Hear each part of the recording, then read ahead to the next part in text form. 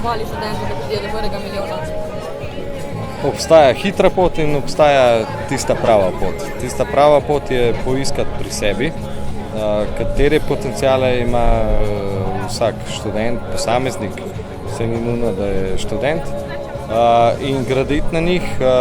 Tukaj pomaga recimo tudi astrologija, če nekdo ne ve, kje se nahajajo potenciali, in drugi pripomočki. Se pravi, pri uspehu pride vse prav, kar je naravno, in kar je nekako dolgoročnega značaja. Sicer pa za zelo hiter zaslužek pa absolutno kriptovalute, z velikim poudarkom, katero, kako, kdaj, in da če že, potem biti pripravljen tudi na velike izgube.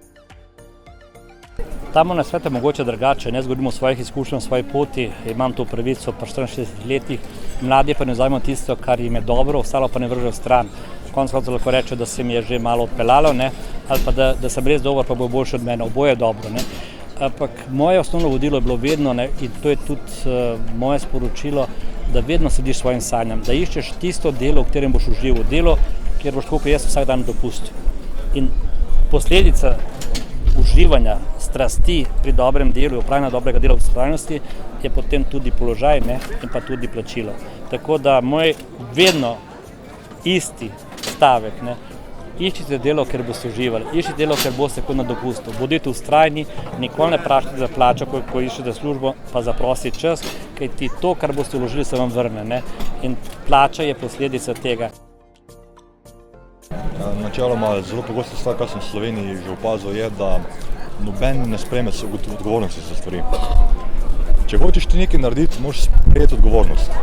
Drugače, srečen v osnovi ni.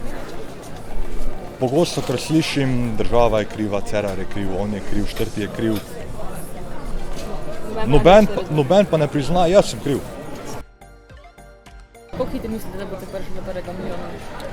Ja, po tem predavanju zdaj predvidevam, da bi morali do avgusta nekje, do avgusta, da gremo na počitnice in da si pač privoščimo. Hitro, zelo. Po tem predavanju zagotovo.